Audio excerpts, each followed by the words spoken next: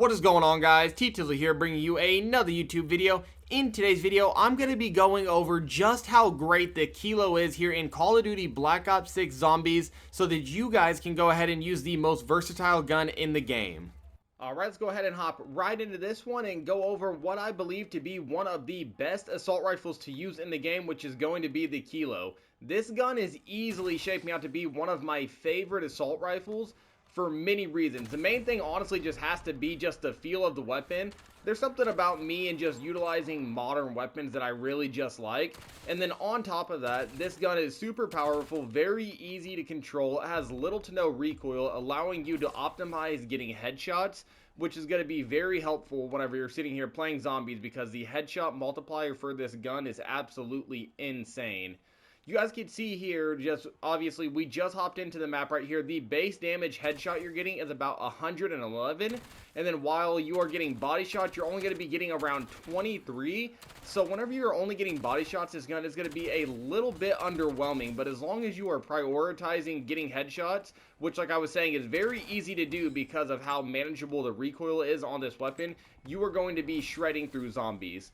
So in this video, I'm just going to go ahead and do a live gameplay commentary, kind of testing this weapon against all the special zombies on the map, the manglers, the abominations, and then seeing how good this gun does with all the different rarities at Pack-a-Punch 1, 2, and 3, and then what it looks like at blue, purple, and gold rarity, just so we can see how good the gun is and if it's going to be viable for late rounds. So let me go ahead and progress through a few of these rounds and go ahead and upgrade my weapon. Alright, and we made it to round 11, so we should go ahead and get our first mangler spawned in here. And one thing I do want to note, we do have this at single pack-a-punch with a blue rarity at this point. So I see the first mangler in here. He's trying to shoot me around here. That's never going to work. Let's see exactly how many bullets it takes to go ahead and kill this guy.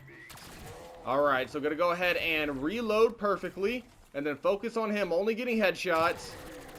And then absolutely deleted him in about 17 bullets. So you guys can see right there, obviously I was really focusing on the mangler, but that is like my favorite thing about this weapon, of just how easy it is to control the recoil, and then how easy it is to get headshots, which allows you to take out them special zombies extremely fast. But I do want to go ahead and mention, since we are at this point right now, one of my least favorite things about this weapon is that you would think that since you went ahead and spawned in the game with the biggest magazine base before you pack-a-punch could be at 100 rounds, you would hope that pack-a-punching this, you would have a tremendous clip, like the level of an LMG. But the biggest issue is that when you pack-a-punch, it only doubles the capacity, giving you 200 rounds before you have to reload, which isn't terrible, but I would have liked to see more, considering you do start with 100 rounds in the magazine. And then the last thing that I do want to go ahead and mention while we're waiting for some zombies to spawn here is that whenever you do get to single pack-a-punch with a blue rarity, we're going to be getting about 535 base damage for, headshot damage. So you can see right there, 535, 535. And then for a body shot, we're going to be getting around 104. So that is going to be about a 5 times multiplier, which is one of the biggest multipliers out of all the assault rifles in the game. So whenever you do go ahead and pack-a-punch this weapon, it does take this gun to a completely different level. So let me go ahead and progress through these rounds a little bit further. Let's go ahead and test this against an abomination. We'll melt this mangler real quick too, because he's just making me mad. Yeah, get that guy out of here. But yeah, I'm going to go ahead and progress through the rounds here just a little bit further, and we're going to go ahead and get this weapon up to, actually, no, we're going to go ahead and test it at the blue rarity whenever the first abomination does spawn, so I can show you guys how good it does against elite zombies as well. And we made it to round 15, and we had our favorite special zombie spawn, which is going to be the Mega Abomination here. But you guys can see right here, once again, showcasing why this is one of my favorite guns to use currently. It is just so easy to hit shots, especially like targeted shots where you really need to get headshots.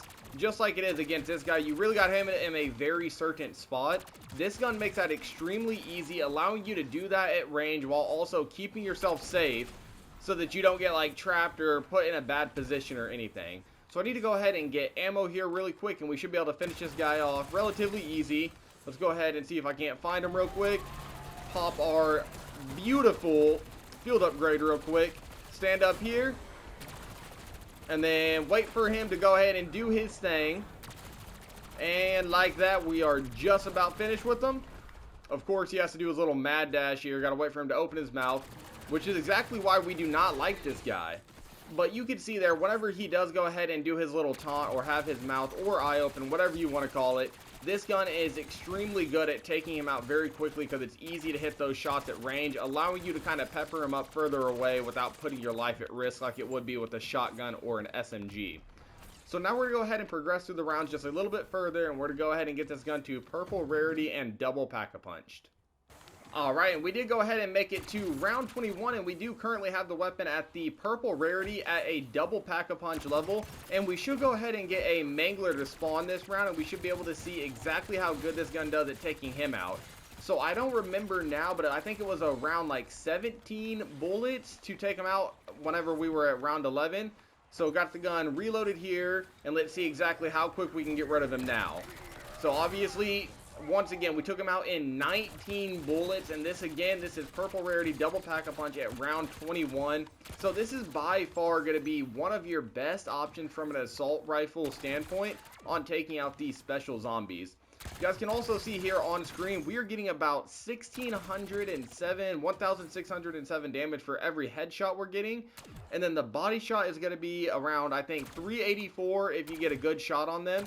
So that is about a 3 times increase as compared to whenever you had it single pack-a-punch at a blue rarity. So this is going up extremely quick and has a very good multiplier, as you guys can see. So we're going to go ahead and progress a little bit further through the rounds. We're going to get this to a gold level rarity, also a triple pack-a-punch, and see exactly how good this gun can do here in late game whenever you have it all the way kitted out, and see how viable it can be in late rounds for you guys. And we have went ahead and we have made it to round 26. We are at the gold rarity and also a triple pack-a-punch for our weapon here. And this gun is just absolutely melting through the zombies. So you can see right now, this is getting absolutely hectic. So this is going to be a phenomenal test for you guys to see just how great this weapon is. We got an abomination. Let's go ahead and rip him. Boom. Just took him out dang near in just a few bullets. He's off the map from us. And then we got 2 manglers up here. I have no idea how quick we're killing them. They're just over here lost in the sauce. This guy's at full health. So let's see exactly how many bullets it takes to go ahead and take him out. Go ahead and, oh my gosh, maybe not. We're not going to do that. We need to do some damage control here. But you can see right here, especially whenever you're utilizing Deadshot, just how easy it is to go ahead and take all of these zombies out. It is killing them with absolute ease, just slicing right through them. Need to go ahead and get some ammo here really quick just so we can go ahead and defend ourselves still. Go ahead and finish a few of these off. And I did this almost perfect. This guy is still basically at full health. So we are at 200 bullets again, and let's see how quickly we kill him. And boom, once again, just in 17 bullets. So this gun is absolutely amazing. Definitely one of the best assault rifles to use. Not the best, but I'd say it is currently the second best to use in the game. And it is definitely one of my favorites to go ahead and use. So here at the gold rarity with triple pack-a-punch, we're going to be getting 4,289 damage for every single headshot we get, which is absolutely crazy. And then for any body shot or base shot you get, you're going to be getting kind of around 1,000-ish damage, somewhere around there. But either way, you guys can see right there, whenever all the zombies were kind of flooding around me, this gun does absolutely amazing at taking out large groups of zombies. And it's extremely good at taking out the special and elite zombies, and I think that's where this gun really shines. So we're going to go ahead and make it to the next xfill here at round 31, and I'll give you guys my final thoughts on this weapon. Alright, we made it to round 31, and we did go ahead and make it to the xfill. I would say this is about the time that most people are going to xfill, except for the people that are going for very high rounds. But obviously, if you're going for really high rounds, you are going to want to go ahead and utilize one of the wonder weapons. That is obviously the best weapon in the game. But this is definitely a really good gun that you are not going to mind using just if you're trying to level up here really quick, or an XP grinder or something along those lines.